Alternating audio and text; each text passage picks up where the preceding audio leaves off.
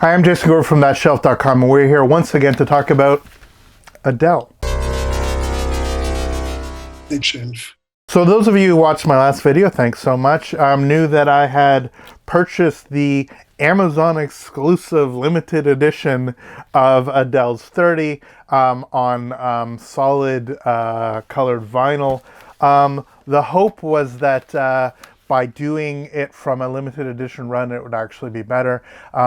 Anybody who's been paying attention to this knows that basically Adele for months took over almost all the world's pressing plants, which meant you're going to inevitably get variations in quality. And the thought was, if it was a smaller run, you'd actually, especially for a company like Amazon, you'd actually have a little bit better quality than just the sort of run-of-the-mill black vinyl pressings. I was wrong. We had all kinds of surface noise, all kinds of issues with that, so that went back. And it was my understanding from a lot of people that the sort of one to try to seek out was again a variant, but one pressed in Europe at, hypothetically, a Palace, which is one of the great pressing plants in the world. So weirdly, me ordering that was cheaper to have it delivered to Canada than it was for me to buy from Amazon. As crazy as it is, that's how it all sort of worked out. When you take into consideration shipping and the taxes and all that stuff, it still ended up working out. So I got from our friends here at jpc.de, that's where I ended up ordering it from. Not a shill, just saying that's where I got it from. And this is the version, and it's got a fancy sticker in the corner. I'm trying to not block it here. There we are. It promises clear vinyl. Now again, these kind of variations, normally you're like, well, maybe it'll sound a little bit worse, but I gotta say the difference in this one compared to the other pressing is significant. This definitely sounds cleaner. It is not perfect, as very few records are. This is not some sort of grand right on audiophile release like we would expect if we're paying big bucks for this sort of thing. But nonetheless, they did a really decent job with this pressing. You can see I've taken it out from the regular cardboard sleeves. And here we are. This is what clear vinyl looks like. I can see you.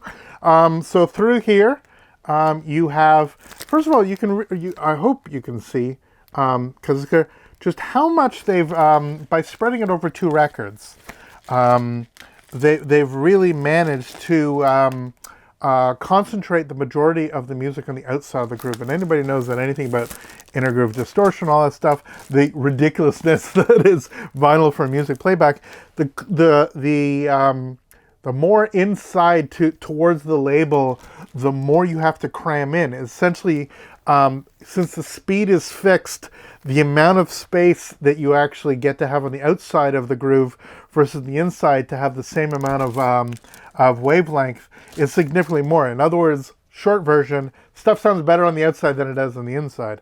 And so by spreading it over 2 records, we actually have the opportunity for this to sound significantly better than if it was one vinyl, just trying to cram it all into one record. This is also why 45 RPM tends to work better, because it also tends not to cram everything in, and it has quite a bit of space by spreading it over multiple discs, even on a single disc record. The disadvantage is you have to flip the record more often and you lose a lot of flow.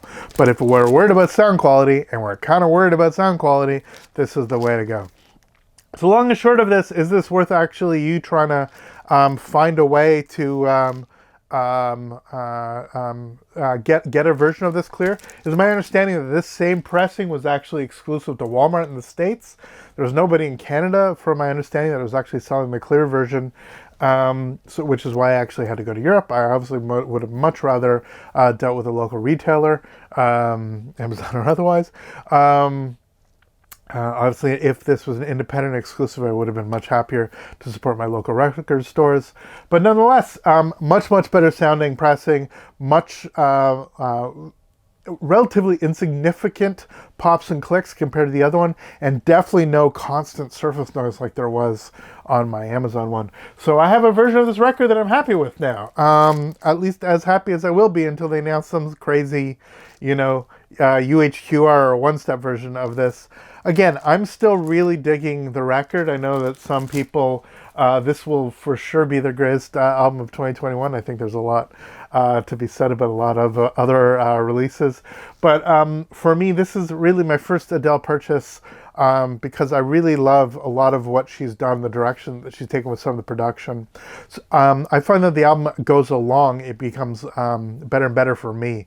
And definitely by the time you get to side 4, I really think that you're getting some tracks that really speak to me, not just lyrically, obviously, but musically. I think it's a really interesting record, and I encourage you guys that may be slightly skeptical about all the buzz around her and the sort of the over emotionality and all that stuff that may be off-putting to some. I definitely think you should give it a shot, because again, it's an impeccably produced record, unafraid to actually allow her voice to be, for lack of a better word, unvarnished. She has a beautiful timbre, and even when she's sort of going all out of it and getting into her shouty phase, nonetheless, in terms of contemporary music, I think it is an incredibly strong record, well worth your time, even if you're cynical about all of her success. So there you go. There's the clear version of Adele's 30. Finally found a version which I'm comfortable having in my setup. Please let me know about your copy. Please let me know what you think of the record. Let us know in the comments. My name is Jason Gorby for ThatShelf.com. Thanks so much for watching. Please subscribe, follow us on social media, and we will see you next video. All the best. Take care.